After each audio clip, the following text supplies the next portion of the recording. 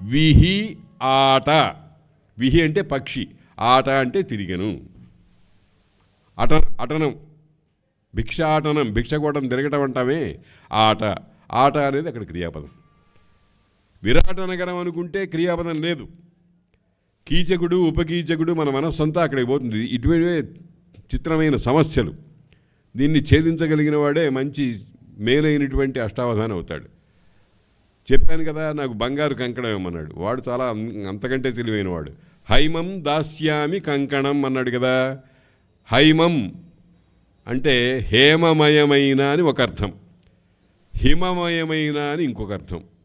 హేమం అంటే బంగారం, హిమం అంటే మంచు. కంకణం అంటే వలయం, చేతికి పెట్టుకునే వలయం.